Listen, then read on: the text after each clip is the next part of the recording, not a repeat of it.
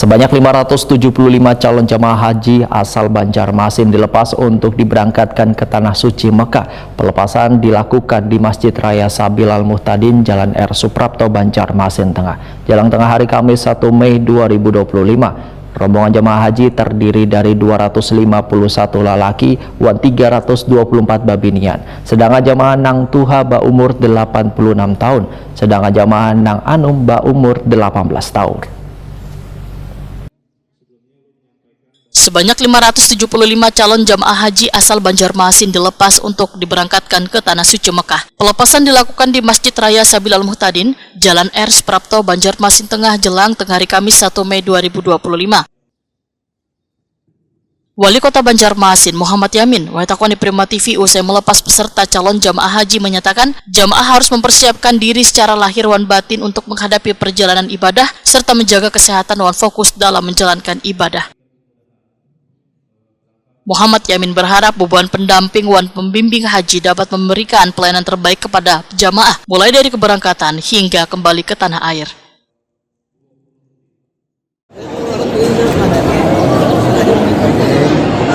Ada sekaligus pelepasan jamaah haji kita kurang lebih sekitar 575, tapi ada yang usianya yang sudah tua ya, sekian. Dan kita berharap para petugas, khususnya petugas haji, pembimbing, terus ada juga petugas kesehatan yang sudah mendampingi.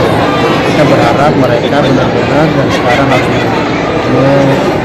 mengikhlaskan hatinya, mengikhlaskan dirinya untuk menjadi pelayan misalnya. Pelayan daripada jemaah haji, walaupun ini banyak, pasti ada aja yang kekurangan. Namun kita berharap petugas yang mendampingi benar-benar untuk melayani jemaah haji kita. Karena ada yang tua ini perhatian khusus juga nanti juga dengan kesehatannya, dia untuk melaksanakan tawaf dan sebagainya, terus melakukan di Arafah, terus melakukan sa'i. Nah ini juga perlu perhatian khusus dari jemaah haji. Kalau memang kondisinya memungkinkan, mungkin bisa dibadalkan. Tapi kalau kondisi bisa ada yang dorong, nah ini benar-benar mereka menjadi kita adalah tamu Allah, kita adalah pendamping Allah ini untuk bisa meluangkan waktu kita untuk mereka yang Pendamping Haji Banjarmasin, Juli Hair, memedahkan rombongan jamaah haji terdiri dari 251 lelakian dan 324 babinian. Sedangkan jamaah Nang Tetuha berumur 86 tahun, sedangkan jamaah Nang Anum berumur 18 tahun.